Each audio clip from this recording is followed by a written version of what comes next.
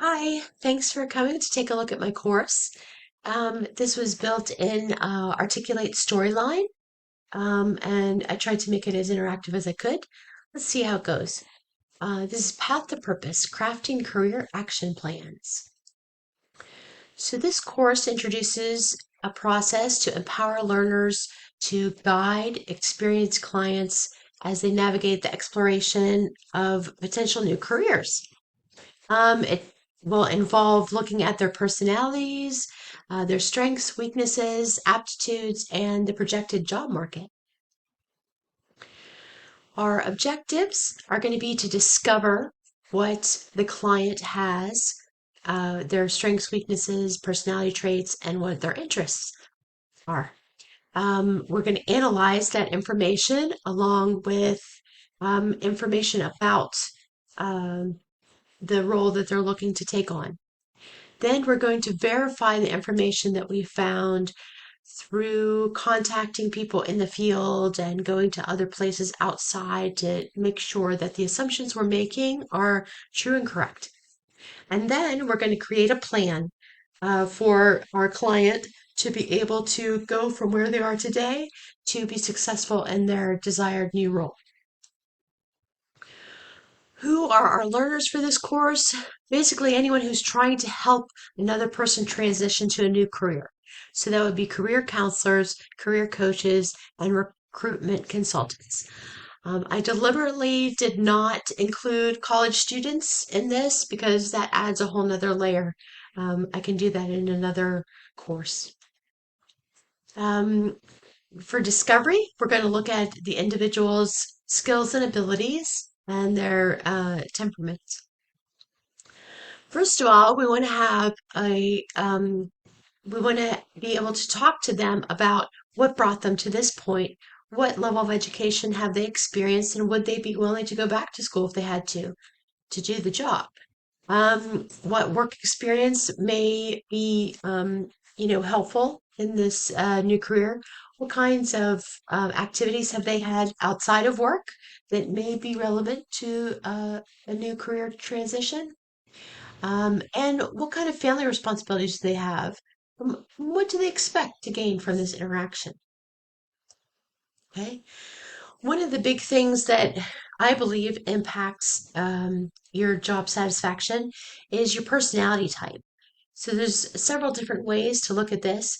We have Myers-Briggs type indicator, Clifton Strengths, which was formerly called Strengths Finders, and DISC. This is very common in the workplace. So these three tests, and this are all have hot links here attached. These are all three assessments that you could give to a client to help them understand their personality type as it relates to work. Okay, aptitude tests help you to find out what you're good at.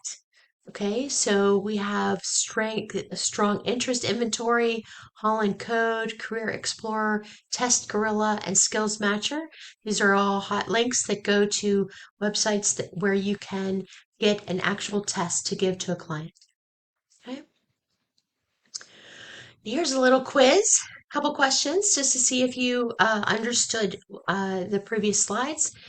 In your initial conversation with your client, why would you ask them about their family? Well, the correct answer is to determine if they have any limitations or expectations tied to their family that may impact their career choice. And I really like this because they give you a chance here, some interaction, whether you get the right question or incorrect. So let me show you how this works. What's the difference between a personality type assessment and an aptitude assessment? Let's say aptitude tests focus on past experiences and assessment on future goals. And we hit the submit. She said, no, please try again. Let me try another wrong answer. Incorrect. See? It's so cute that she has this look on her face, right?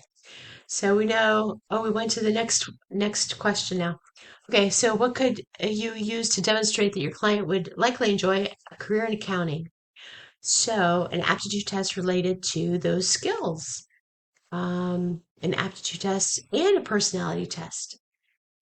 think that's the right answer. Yes. So there's just three. I did not pass because I got that second one wrong. That's all right. We can keep going. The next section is analyze. Using the information you have gathered from the assessments, talk to your client about prospective career paths, right? So let's look at the process.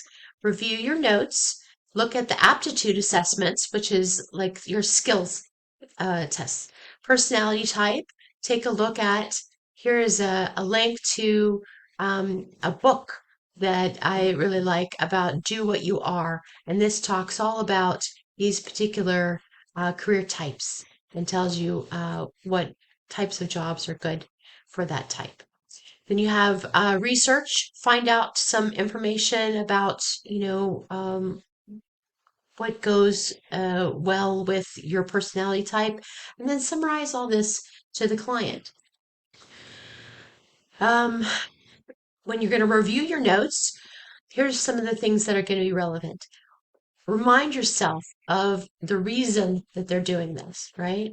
Are they willing to go back to school? Has their work experience given them any kind of background that will be helpful? Do they know anyone who can help facilitate their transition?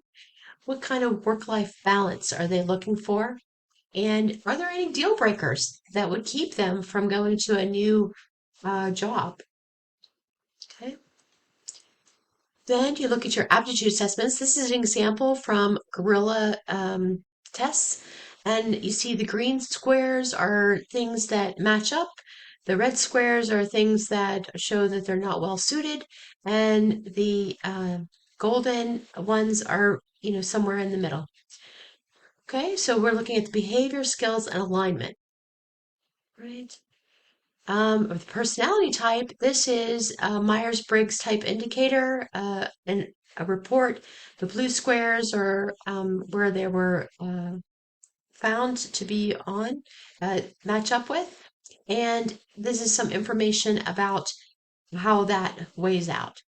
Now, the next slide shows you, for an example, an accountant is typically ESTJ or ISTJ. So E is for extrovert, I is for introvert, sensing, thinking, and judgmental.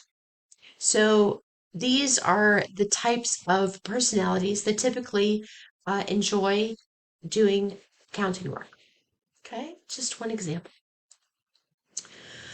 Then we have path to purpose, our client goals.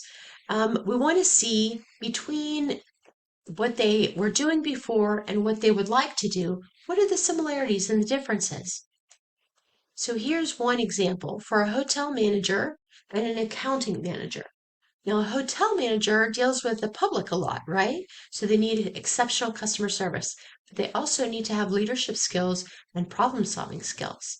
And then we see over here in accounting that they also need leadership skills and problem-solving skills, but instead of customer service, they need analytical skills. Okay? Then here's an exercise saying to go through these notes and do your own report for your client. Okay? Then the next section is to verify. After summarizing the results of your analysis, you can go one step further and verify them. Okay, so how can you verify it? Get in touch with trade organizations, in-person events, identify influencers, interview people, and have them shadow someone who's in that line of work.